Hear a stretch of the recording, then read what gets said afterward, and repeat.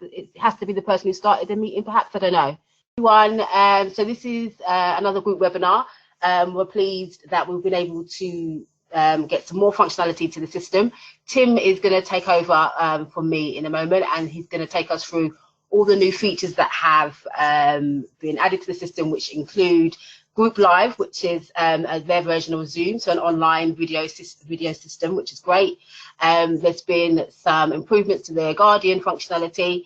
The events area has been improved as well, and now you can do district level events, and you can then invite your groups to attend, and all the individuals in those groups, which is great. And there's some other features and importing of CSV files as well, which is fantastic. So Tim's going to take over, and then we can do some questions at the end. Phil, I think the best thing that we did last time is that people typed their questions in, and then we answered them as we went along, and at the end, and then we can open our mics up, and if anyone wants to shout a question at us, then we can answer those. So Tim, if you're ready, let's go. Yeah, fine. Hopefully you can all see the screen as well. So yeah, thanks for the introduction. I'm Tim. I am the sales solution consultant at Groop, and I'm just going to be showing you some of the new features and functionalities of the software today. I know Leanne's gone through a bit of a list there. I've got those ready to rock and roll. The first one of which is the Group Live, which is the latest and newest feature within Groop. The way that this is currently done is through events. Hopefully everyone's sort of familiar with the ability and how to create a standard event. And when you go into creating events, you'll notice that you know, the actual step-by-step process has changed a little bit in comparison to what it used to be.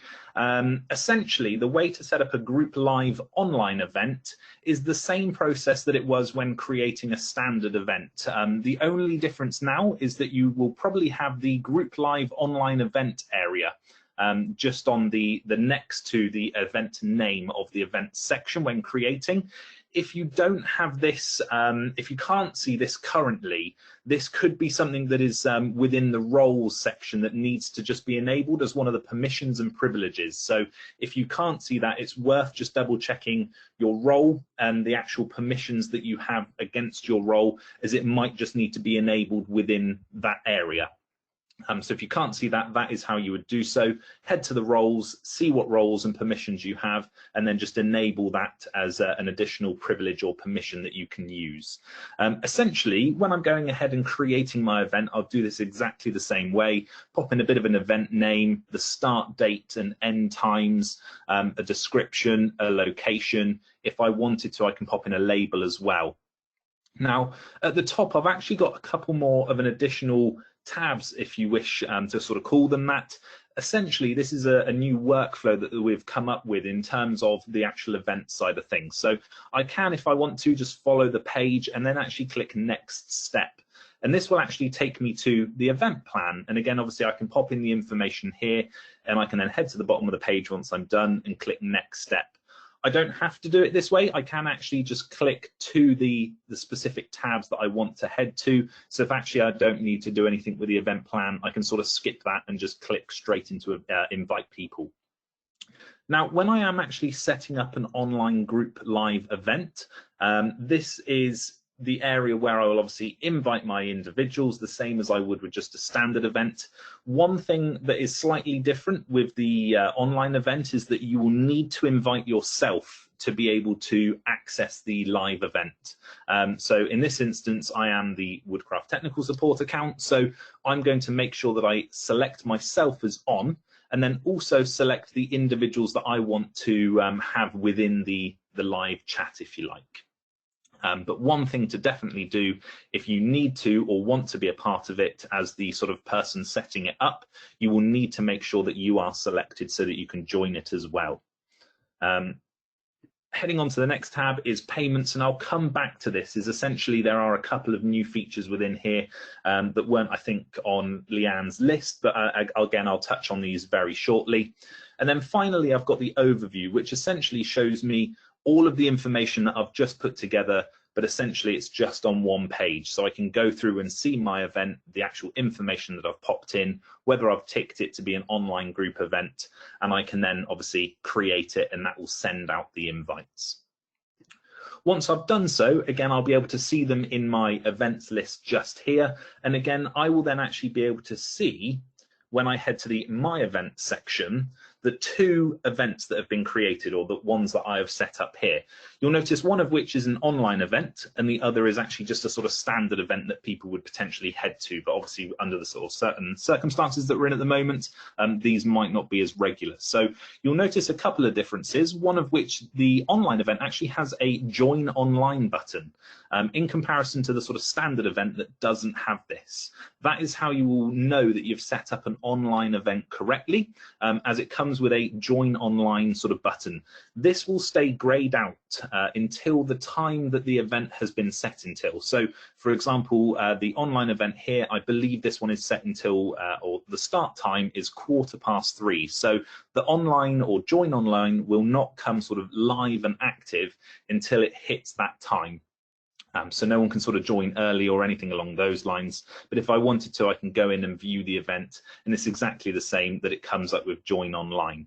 When this does flick to green and enables you to actually be able to access the event, you will actually be taken to another page within the software which looks a little bit like this. And whether this is maybe just for a one-to-one conversation with individuals, with maybe a parent or maybe a group of individuals, you can also have a number of different people within a conversation, very similar to sort of Zooms and Microsoft Teams, that side of things. But obviously this is all private and secure and built within the group software. So it's a really handy place to, be able to communicate with individuals, potentially have certain activities, projects, events happening in this current climate that we're in, and you're able to still stay connected with everyone in a safe place.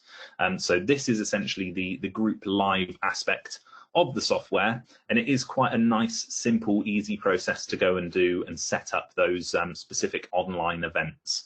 We do also have some knowledge base articles regarding these, and that's under the knowledge.groop.com. You can go ahead and look at any other articles within there, and I'm more than happy to sort of send those to Leanne as well, so she can distribute that out as well.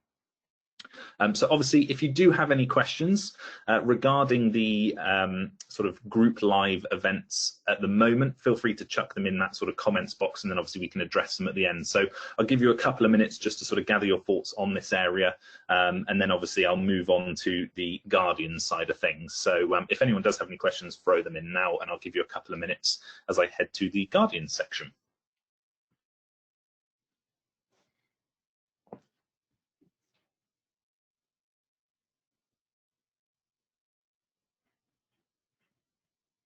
With regards to the Guardian section, the couple of updates that have happened recently with this is more based and looked upon in terms of the actual submit sections. Submit sections, as probably some of you already know, with regards to this area, when you used to send out a submit sections to an individual who was set up as potentially a dependent of a Guardian, they wouldn't actually receive the actual submit sections. It would just go straight to the Guardian, and it would ask actually the Guardian for their information.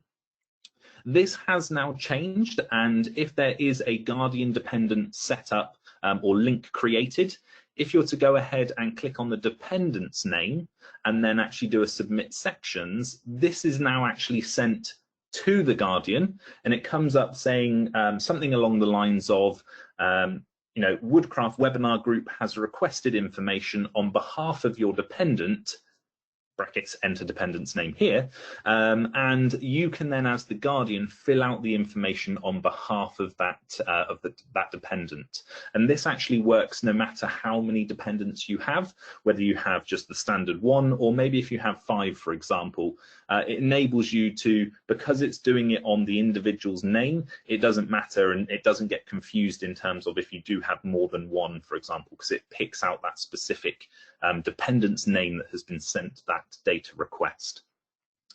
Something that the team is still working on is regarding the actual information and notifications of, say, for example, a dependent is actually sent an invite or has a invoice to pay. At the moment, we are still working on the functionality for the Guardian to receive the notification and potentially email notification saying that your dependent has been invited to an event, and the same for your dependent has been requested X amount from an invoice. We are still working on that and are hoping to bring that out within the next couple of weeks. But with regards to the actual submitting of sections and requesting of data, that is all now within the software and is able to be shown through that sending of information through a Guardian. Would you be able to just quickly just show us that in the Guardian, in the people section, how you can send the submit request, just so that we can have a kind of idea about what it looks like? Yeah, sure. I will have to I'll quickly set up, let me see how I can do this. I'll set up it so that I am a dependent of yours, Leanne. Yep. So bear with me 2 seconds. I'll quickly jump into here. Make sure that I'm set up. Okay, perfect. So in this instance, I'm going to set up Leanne as my dependent just for the purpose of this. So allow Guardians to log in on behalf of Leanne. Yes, I'm happy for that. And who is the Guardian who can log in on behalf? That is myself as the Woodcraft technical support. I'll head to the bottom and go ahead and just update the user. I will then actually just refresh my page, as I will receive an additional box on the left-hand side for myself showing that I am now a dependent, and obviously this will appear if you've set it up correctly. So I now have the additional area of my dependents, and you can see Leanne is in here. Now, for example, if Leanne didn't have an email address, unfortunately, I think this will, let me quickly create someone. Bear with me 2 seconds. So Leanne. Let me just set it up literally as the basics, and I'll just set it up as a parent. Again, apologies, Leanne, if I've spelt your name incorrectly during this. Just quickly chucking it together. For example, if Leanne is a guardian or a dependent or a child, let me just change that, and actually doesn't have a email address or anything along those lines, but is actually going to be set up as a dependent, I want to allow Guardians to log in on behalf of, yes, and I'm going to choose Leanne. Head to the bottom and update the user. Again, I will refresh my page just to make sure that this has sort of synced, if you like. And again, I'll double check that by going to the My Dependent section to see whether or not the individual has now been addressed to myself. And I'll go to the My Dependent section and just refresh. Unfortunately, my internet is slightly slow.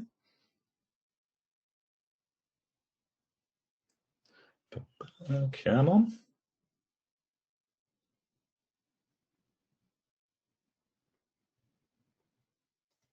Right, so Leanne hasn't been added, so let me just double check and go back and see what I've done there. I can edit Leanne. It might be because I didn't update. That is because I've chosen Leanne to be a guardian of Leanne. Let me just select it to be myself, update the user, head to the My Dependents, give it a quick refresh.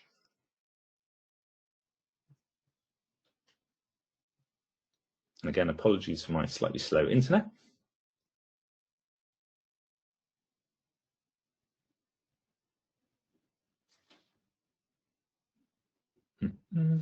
There we go. I can now see Leanne. Unfortunately, again, apologies, Leanne, I've spelled your name slightly wrong. If I head to the people section, and I actually want to submit sections to Leanne, who doesn't unfortunately have an email address, if I go ahead and click submit sections, I can actually ask Leanne to say, for example, fill in just the personal details so that she can spell her name correctly. I can actually then head to the bottom and submit these checked fields. Now, submitting them will actually send it, and you'll notice here that it will send it to myself, Woodcraft Technical Support. That is because I am the guardian of Leanne, because she doesn't actually have an email address. If I go ahead and click submit, it actually sends it to the email address of the dependent they're signed against. So hopefully that makes a little bit of sense in terms of if you do have any dependents without an email address, but do have a guardian assigned, it now sends those fields to the guardian rather than to the specific individual, and the guardian can then fill them out on behalf of the dependent. Hopefully that all makes sense, Leanne. Yeah, that's great. And we can, Ingrid, I saw your question about that was a bit too fast. there are there is another webinar on our website that covers the whole Guardian section. This is just the new features that have been added to the Guardian function. But yes, this will be recorded, Ingrid, sorry. No, apologies for going slightly speedily as well. The other areas that I will cover regarding the people section is obviously we now have the ability to bulk upload CSV files. One of these sections that has been created and added enables you to add bulk information and bulk number of users. Now, I set up a bit of a CSV template earlier. I'm not entirely sure whether you can see this or whether it is just looking at my internet screen, but hopefully if you can, you'll notice I've got a bit of a standard CSV here. Now, the CSV itself will require you to have headers along the top, so first name, last name, email address, and role.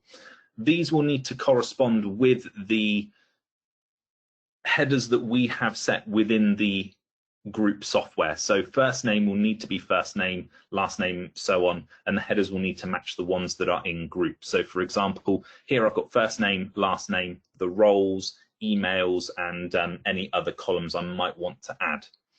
Once I've gone ahead and created my CSV, or I've got my CSV up together and ready with those pieces of information, I can simply click Upload CSV. I can go to my recents and actually upload my Woodcraft CSV that I've got here. And it will then ask me to choose the specific columns to assign them to. So I can see the ones that I've got are first name, and I can go ahead and click first name. And I'm basically here just matching them to the columns that I have within the group software. So email, I can go ahead and select email, and the role, I can also type into the boxes to select the specific roles. Once I'm happy with that, I can confirm the changes and it will say successfully uploaded CSV. And you can see here that I've now imported all of those individuals to the group that I am specifically sat within. It is quite a simple process in terms of uploading it. The main sort of technical side of things and where people will need to make sure that things are correct are in their CSV itself. If you do it incorrectly, or if it uploads and you do get an error, it does tell you the areas in which the errors are occurring. So if there is something that hasn't worked correctly or properly with the CSV upload, it does give you a bit of what we call an error report, and it will tell you the areas where they need to be changed or updated, for example.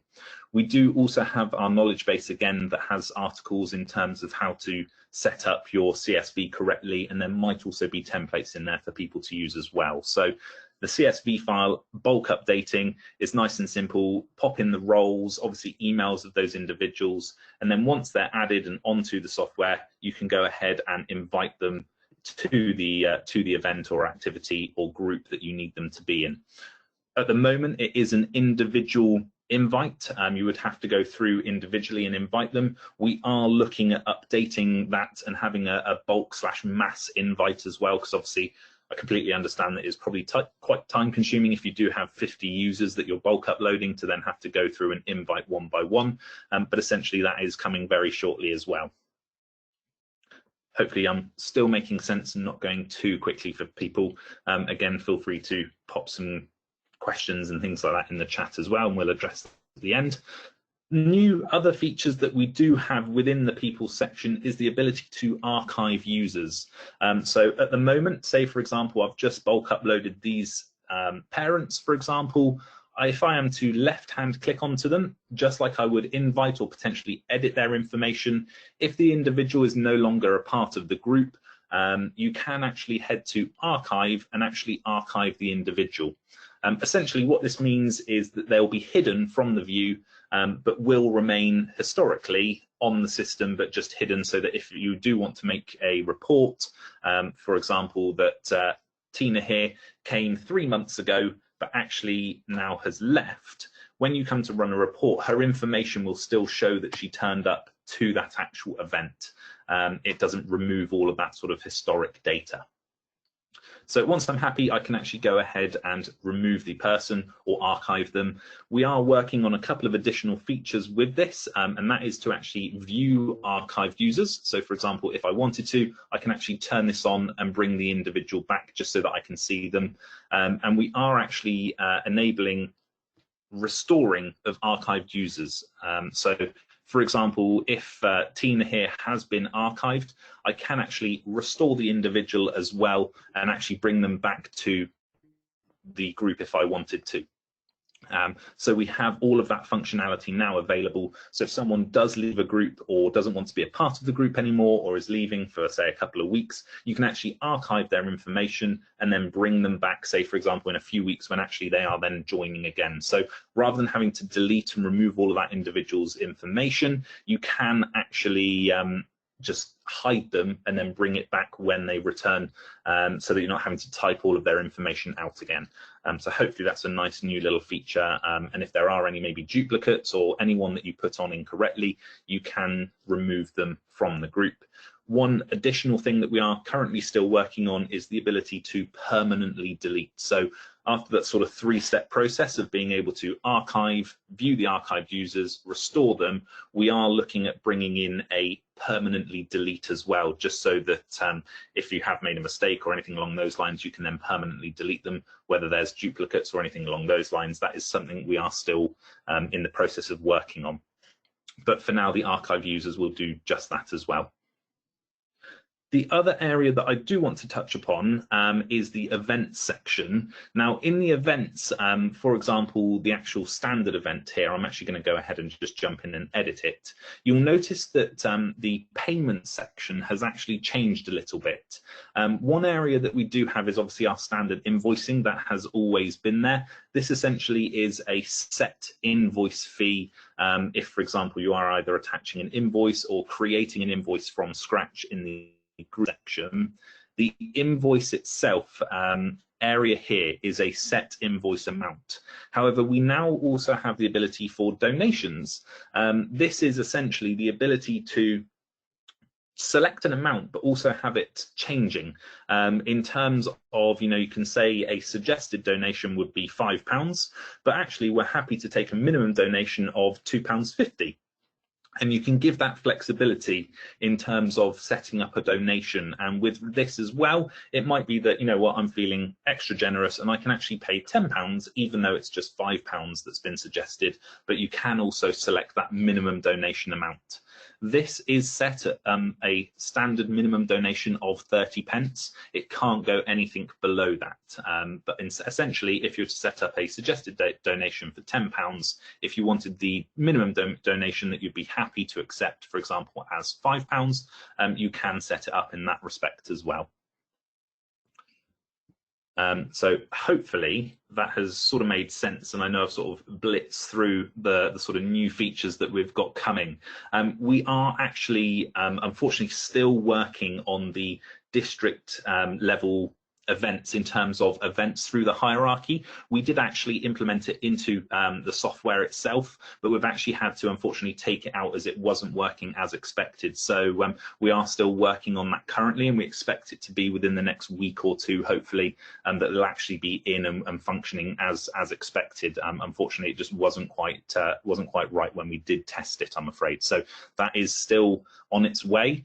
And hopefully within the next couple of weeks. So yeah, apologies that isn't actually in yet, Leanne, because I know there was sort of talk around that, and I'm not quite sure whether that is, or was said earlier in the week. So yeah, apologies, but that is still being worked on. But essentially, they are the main updates that we've had come into Group itself. But obviously, if there are any questions, then fire away. And Leanne, I know there might be a few, as I have gone quite quickly, but apologies for that. Thank you, Tim. That's fantastic. Really exciting. It'll be great. Should we go through these questions and then we can? Yeah. You'll also notice that the event itself has now come online and is now green for me to join if I wanted to.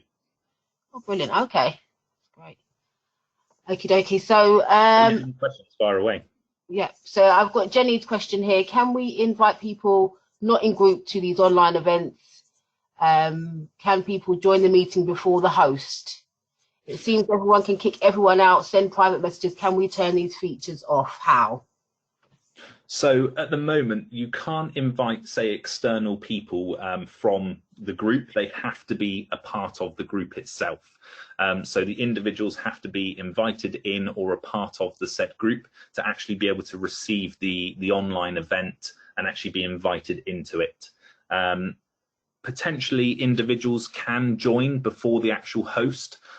We are sort of looking into that in terms of, you know, there is the feature to say this is the host who is hosting it, no one can join before that, or if so, there is potentially like a waiting lobby, if you like, before the actual event starts. Okay. And it says, she mentions you can kick everyone out, send private messages. Can we turn these features off? That is a really good question. So within the actual sort of group live area, you have the ability to send messages while you are in the actual conversation. I would need to double check whether you can kick individuals. Say, for example, if I was the host, whether or not someone else could just simply kick another user. I'll need to actually look into that, but it could be possible, so I will double check that for you. Okay, brilliant. Thank you. And then the next question is, what does the download button do? So I think that's where you go to My Event and you can see the events, you can download them. Yeah, sure. So the download event, this button just here, Yeah. essentially means that you can actually download the event to your personal calendar. So rather than, say, having to log into the group software to actually come and see the event, you can actually download it and have it, say, on your phone or maybe on your work calendar, so that you can actually just see it and click onto it and see the actual event from there rather than being in group. So you have the ability to download the said event. Okay. Jenny's come back and said we tested, I think they're kicking out people on Group Live. She said we tested this last week and we could all do this. So maybe sure. Let me have a chat with our development team to see whether there is a way of sort of stopping that. Yeah. Because I completely understand you could get someone in who then just ends up kicking the host all the time. So yeah, that's a really good point. I will have a chat with the dev team about that. Great, thank you.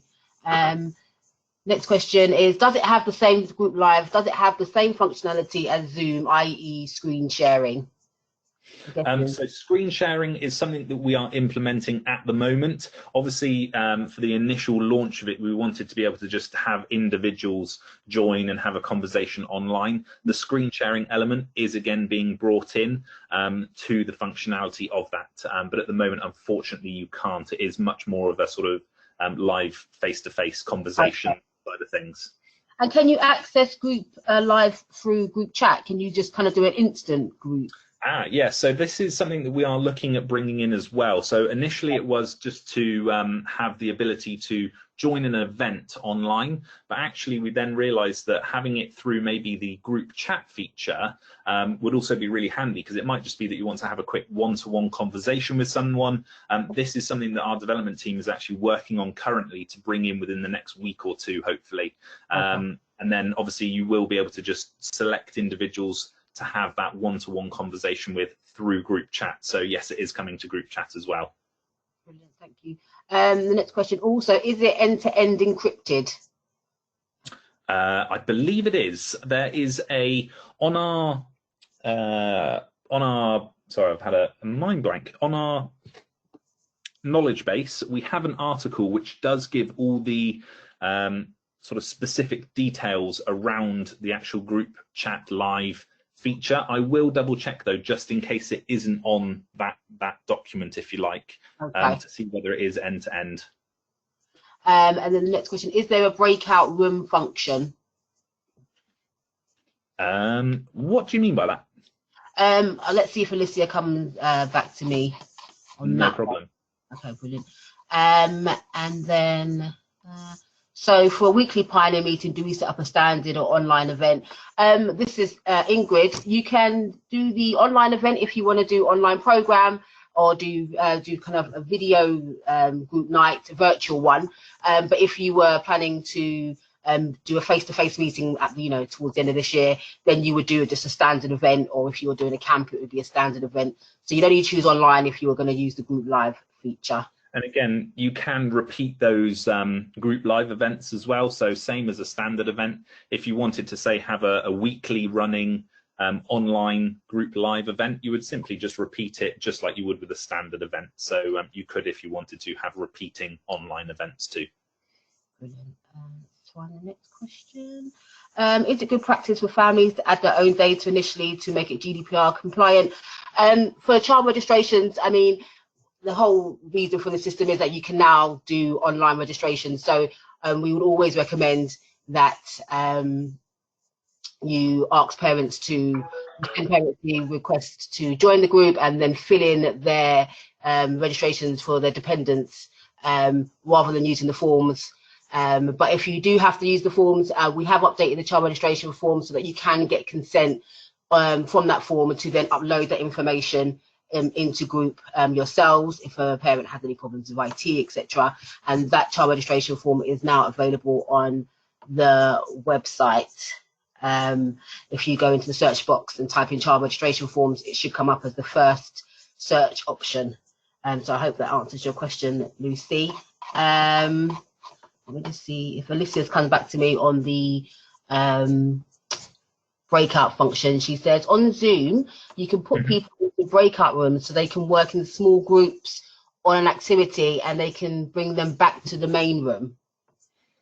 Ah, I see. I don't believe that is something that we haven't, I don't believe, got that far in terms of the sort of ability within the group live. It is more just set for, say, if there was, 10 of you. Unfortunately, at the moment, I don't believe we're able to sort of split up that 10 into sort of a 5 and then bring them back in. I don't think, unfortunately, we have that functionality at the moment.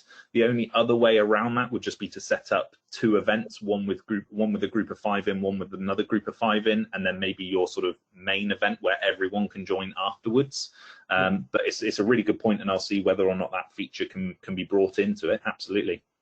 Thank you. Next question. We're moving on to, it looks like, to the CSV file uploading. Sure. Sometimes the column headings do not appear to be the same as the field description. So I think that's the column headings on the CSV file do not appear to be the same as the field description. I'm a bit confused by that question. I don't know if you are able to answer. That in terms of when it's in your CSV file, the CSV file that you have isn't matching the ones within Groop. If you could expand on that, that would be. Yeah, I think it refers to the fact that we don't seem to be able to sort by state in the people section. I don't know if that's another conversation by Adam. We'll come back to that question. So next one, Lucy, would you need to create this in Excel? Yep. Okay, we've got moved on to Guardians now. Sorry. No, fine. Just with regards to the CSV file, you can create it in Excel. It just means that when you go to save the document, you just need to save it as a CSV file rather than an Excel file. If you save it as Excel, it won't then obviously transfer because it's a .exe file rather than a CSV file. So it's just making sure when you go to save the document, just save it as CSV rather than Excel. Okay. I've got a Guardian question now. Yeah. Can Guardians change dependent details without admin needing to send a request? At the moment, no, unfortunately. It's still done through an admin sending the dependents data request. Unfortunately, we don't have the ability for that guardian or parent to go into the individual's profile at the moment to be able to change it. It has to be done through a data request. Okay, thanks. We're just going to jump back to Groop Live again. Sure. There's so if you create a live event, how do people join? I just created one, and the email I got just says you've been invited to an event. Head over to Groop now to see the update. View event. This clicks through to the event details bit. There are no instructions on how to join.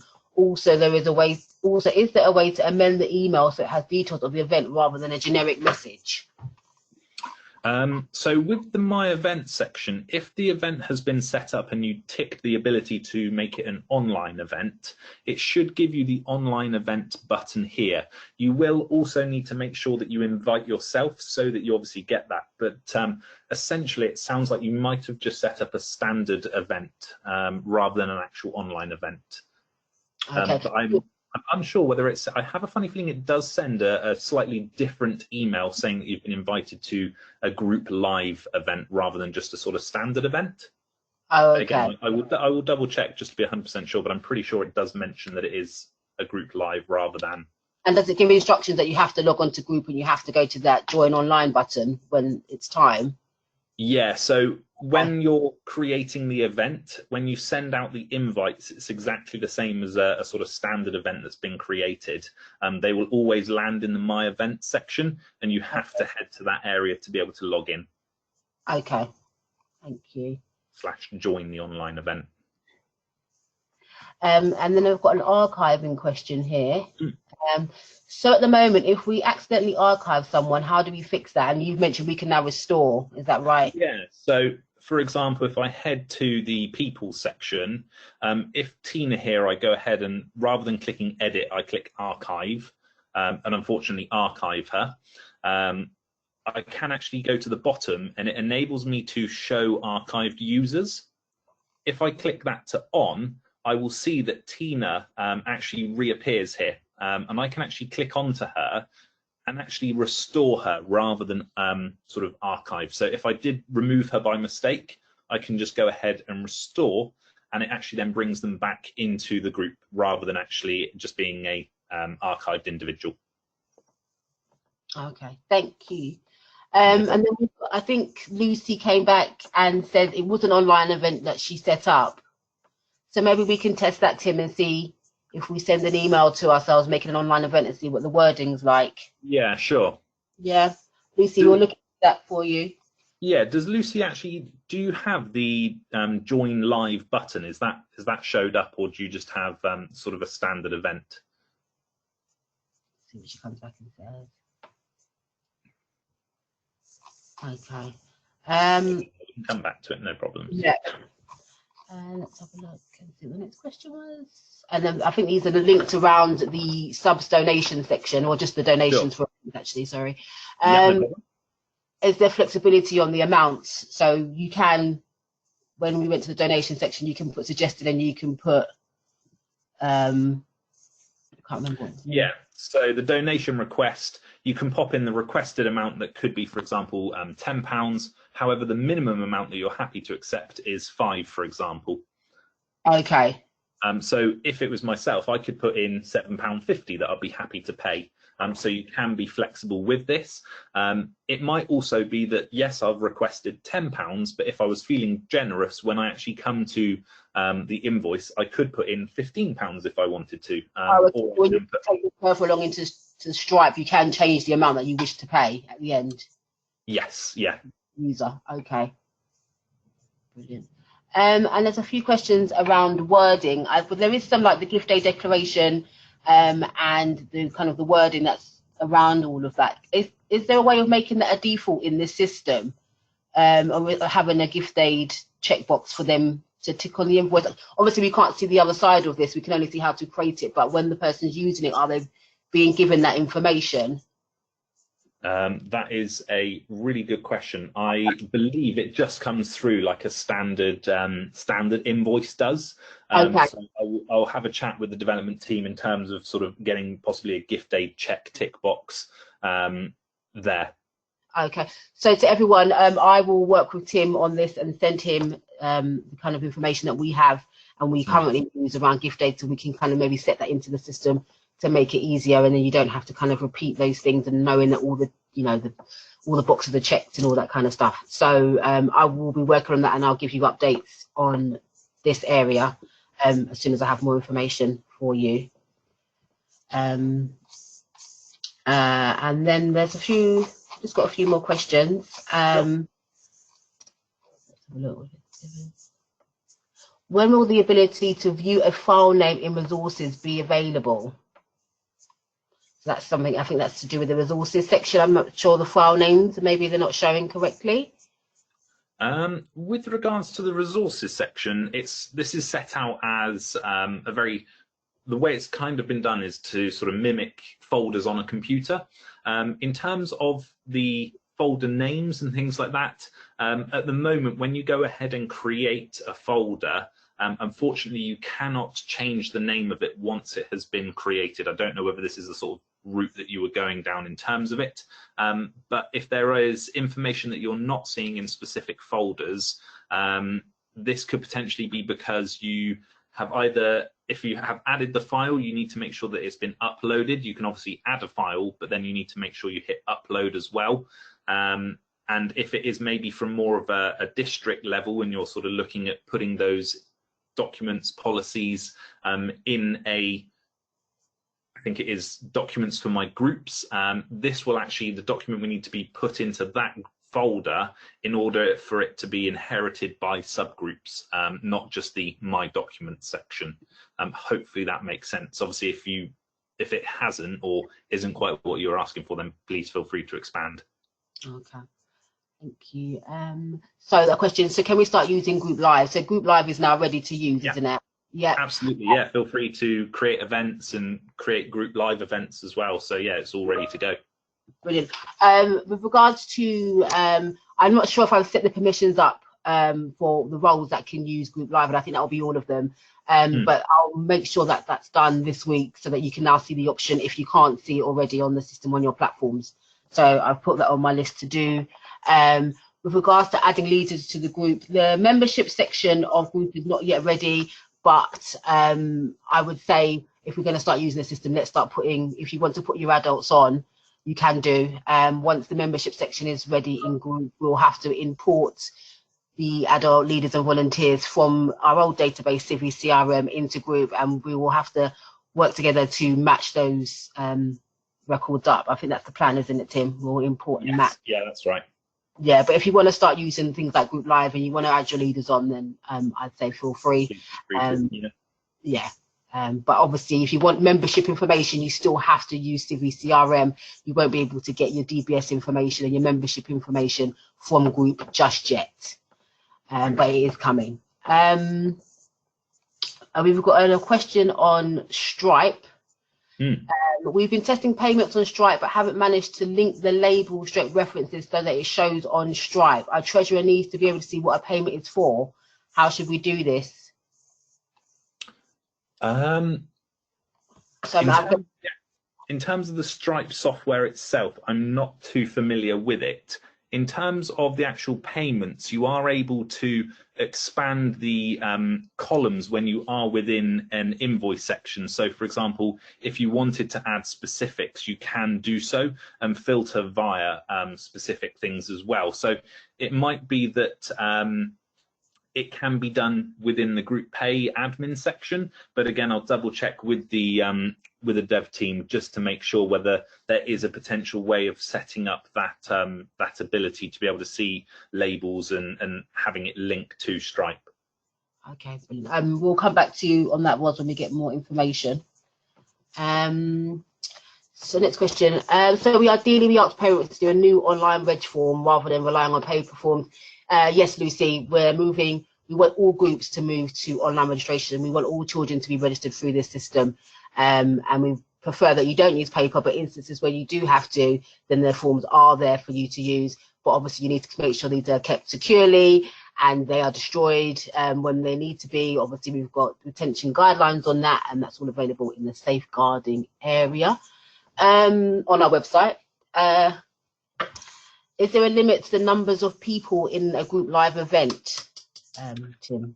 Essentially, no, in the shortest and nicest answer. No, essentially not. If you wanted to, you can have 20, 30, 40 people in a Group Live event if you wish. Obviously, depending on people's internet connections, making sure that obviously you've got the best quality. We've tested it and have had, I think, around 20, 25 people on it, and it's been working absolutely fine. So essentially, there is no real limit, but just make sure everyone is using the software, and it's best used on Google Chrome.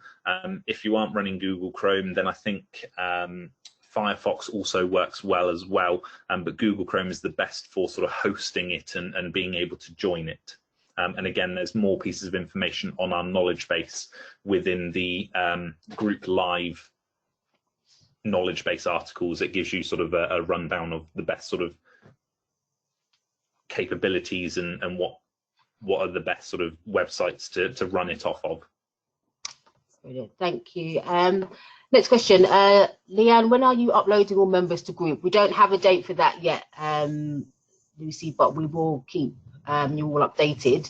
And it goes on to say, we still only have children we still only have children with no email addresses, as you asked us not to add adults to start with, but we will need them also have emails to use Group Live, or should we manually add parents' emails to the child records while we wait for adult members to be uploaded? So if a parent is put onto the system with an email address and they are made a guardian of a child, young person, how would the young person access Group Live? Would it be through their parents, my group? Sorry, yes, it would be through the parent. The parent would log in. The parent would then see the My Dependent section. Providing that the dependent has been invited to join that online group event, they can actually go ahead and just log in as the user, head to the My Events and join as if it was Leanne, unfortunately spelled incorrectly. So yeah, if that is how they would join online, through having that guardian dependent relationship. Okay, so yeah, so if you've only got children on without email addresses and you haven't yet added their parents to be their guardians, then you can now do that. Set the parent up with a record, invite them to join, make them a guardian of their child, and then follow the process that Tim has just explained to us. Next question. Given the issues with kicking people out and potential safeguarding issues with adults being sent out, is it currently recommended for group use? Tim's going to be looking into this kicking out issue. Do you know how, when we get an answer back on that, Tim? In terms of kicking out, could you expand on that a little bit? Well, I think someone mentioned it earlier that they were able to like kick out all the members of Group Live. On Group Live, yeah, sure. I will have a chat with. Yeah, I'll have a chat with the development team regarding that and whether there is a way of sort of stopping it from happening. I'm not 100% sure at the moment, and it would need further looking into with the development team. Okay, thank you. I'd say, Claire, in this instance, I think if you explain at the beginning of the meeting how to avoid not kicking people out, making it very clear, then I think it should be okay. I mean, if you were kicked out, you could easily just rejoin within a few seconds.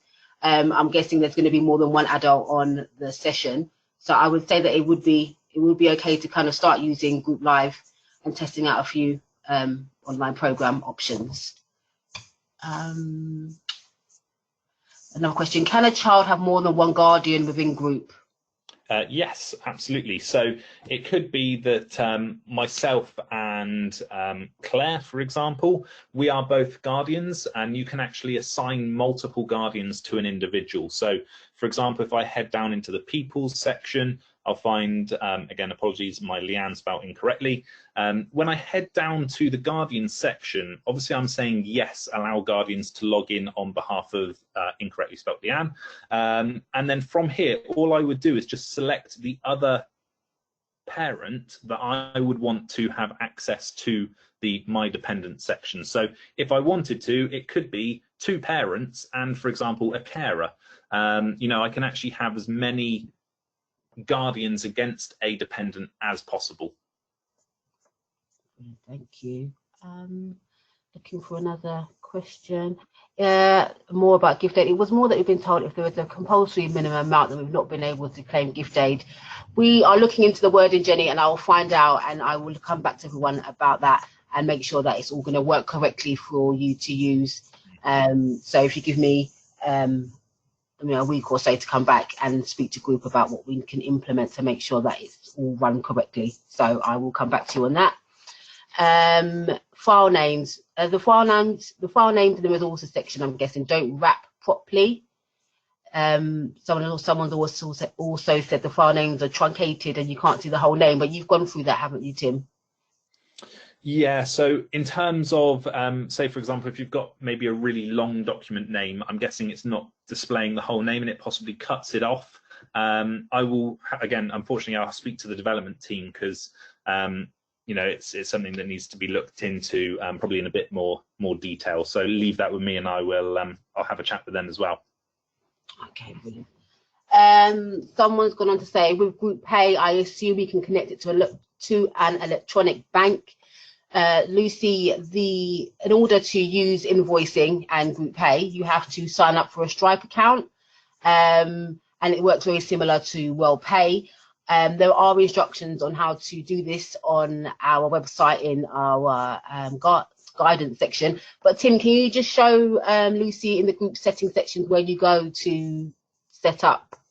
Yeah, sure. So with regards to setting up that sort of online payment through the system, with our software, we actually use the merchanting service called Stripe. You've possibly or probably heard of it already. Essentially, when I'm in my group, I can actually go ahead and set up / connect a Stripe account to my group, which means that if I am running any events which have invoices or just a standard invoice send out, these invoices, once have been paid, will actually go straight into the account that they've been set up under in Stripe. So if you go ahead and set up your Stripe account to the bank or place of payment that you wish it to go to, when you send those invoices, they will automatically, once they're paid, go straight to that account. Thank you. And we've got some more group live questions. Group live, would it be possible to add a join online button to the email rather than making people click 2 buttons? Yeah, really good question. I will see whether it's possible to sort of embed that into the sort of email out. Yeah. Okay, thank you. Next question. So when we invite members to group live, do we invite the children or the parents? I would say that if you have anyone under the age of 13, it would make sense to send the invites to the guardians, and then they can then switch on to the My Dependent section and access the group live for their children. If you're a venture group and you have young people and the parents have given them consent to go to use group live, then you can invite them directly to the sessions. But I would say in all events, it's always good to invite the parent and the child so everyone's fully aware of what is happening within the group and within the events. I hope that answers the question. And the next one, can we run a group live event across several groups? So I'm guessing this is event hierarchy, isn't it? We have 3 open groups. Could we do a group live event for them together? So would it, is that in terms of running them all at the same time, or having them a combined group live event? If they have 3 elfin groups in their district, could they have a combined elfin group live night?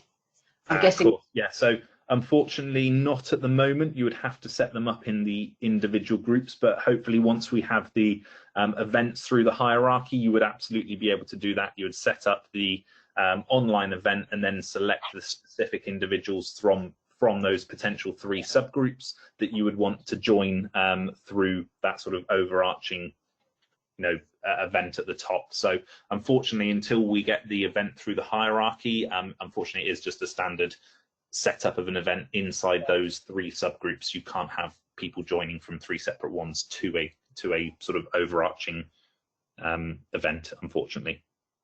The plan is, and what group are working on, is what they call events through the hierarchy, which will allow us to have you can have a district event and then invite all your individuals or your groups and the individuals in them below.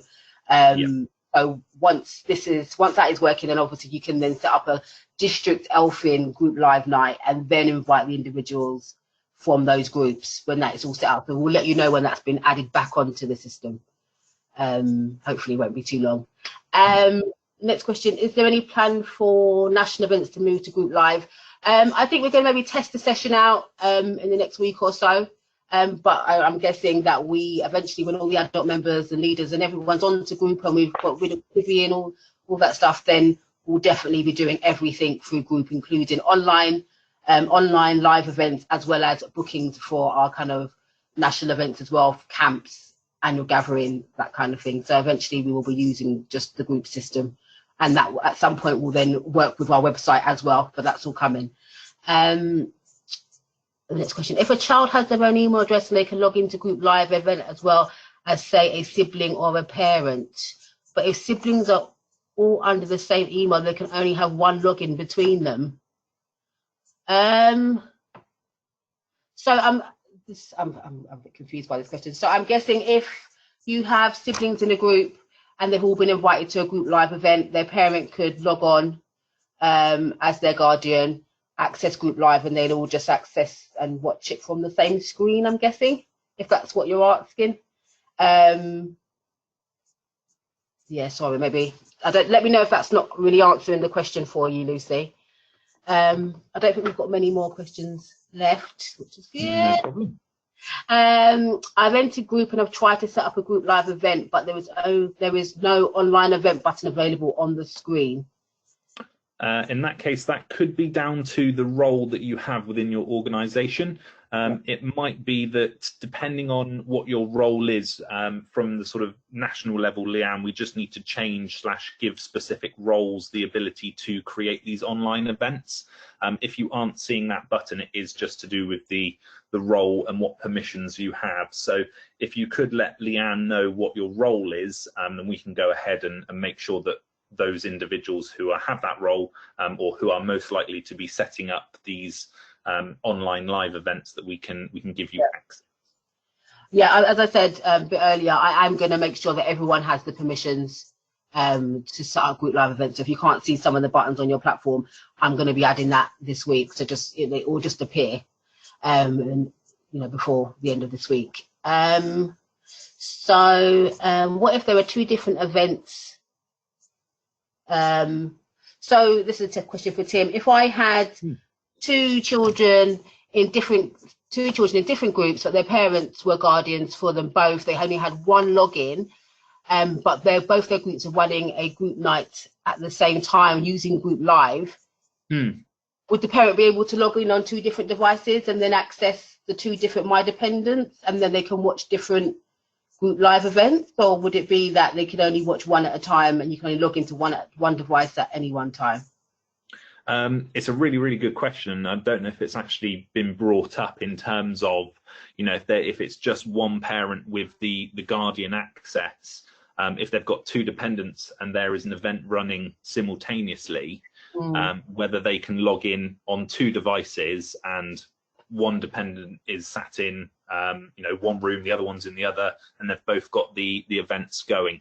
In terms of actually setting up an event, you can obviously have two events created at the same time on the same day in the same group that are different, but it's a really good question. I'd need to actually go away and double check whether that is possible.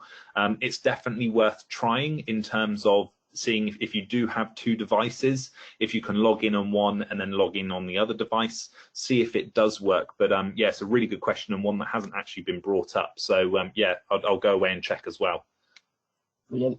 Thank you. I'll come back to everyone on that question about using the same login. And then let's have a look. I think one or two questions and then we're going to come to an end. We've been on here for an hour. This has been great, everyone. I'm planning to run another session, so if you have more questions, then we can come back to that at another point. Someone says, sorry, we wouldn't want a group night with one leader now. However, if we were short of a leader, could this be an option? There is guidance on online program and videoing on our website. Lucy, I will send that to you. That should hopefully cover some of your questions about that. And then someone said, if they have two siblings, but they're in the same group, Tim, but want to, and have been invited to the same event, would they be able to watch on two different devices? I'm guessing that's the same question you're going to go back to your development team with. Yeah, in terms of if there's two children in the same group and they've both been invited, I mean, if you can, I would probably just, if you can get the two children together to then sit down and be part of that online event together. Obviously, if they are in different households or anything along those lines, then I guess the other guardian could potentially log in on behalf of the other child or young person. But again, I will double check just in case it is that case of, a single guardian, multiple dependents. Can they log in on behalf of both? So yeah, let me go away and double check that as well. Thank you. One last question, but for another time. When will we be able to access Groop Live via the app? So the app is being worked on as we speak. We are obviously in the process of being able to actually have the link available through the mobile app as well. That should be with us within the next 3 to 4 weeks, hopefully. So it should be coming really shortly, and as our development team work on that, as well as a couple of the other areas as well. The mobile app was quite high up on the priority list in terms of, you know, we've got the functionality within the actual on a computer and functioning that way. The next sort of step for us was to bring it into the mobile app, so we're working on that currently. Brilliant, thank you. And I think someone's asked about logging into the app and then being able to do the register, signing in and signing out via the app as well, because you can't really do admin stuff in the app right now, but I'm guessing that's what you're working on. Yeah, so unfortunately, the mobile app does have slightly limited features and functionality in terms of, you know, it's mainly suited at, you know, volunteers, young people, parents, to be able to sort of log in and join events and, you know, comment and chat on the My Group chat area. With obviously all the developments that we've got going on at the moment, unfortunately, things do tend to sort of get push and pulled up and down the list of to-dos, if you like. So we are hoping to be able to bring that feature and more feature and functionality into the mobile app. It's just a sort of case of, you know, we just need a little bit more time to be able to do that, as obviously other things take priority and things go up and down that list. So yeah, we do want to give the app more functionality, and we will do over time, but at the moment we've got a couple of other bits that are taking priority at the moment. Thank you. And then I've got one last question. Are we charging 30p for an online group night if there is not a zero option? You don't have to charge for your online events. You don't have to use the invoice functionality when setting up an event. So if it's free, then you can just ignore the invoice section. So I hope that answers your question, Lucy, about that. Right. So I'm going to bring this to a close. This has been fantastic. Thank you, Tim, for showing us all of these great new features. I am going to be setting up a group surgery, so people can just kind of call in and we can just go through loads of questions. I'll see if I can get a member of the group team to join us. Maybe this might be in a few weeks' time, so I'll arrange a date. I most likely will do it in the evening as well, so those that are working during the day can attend.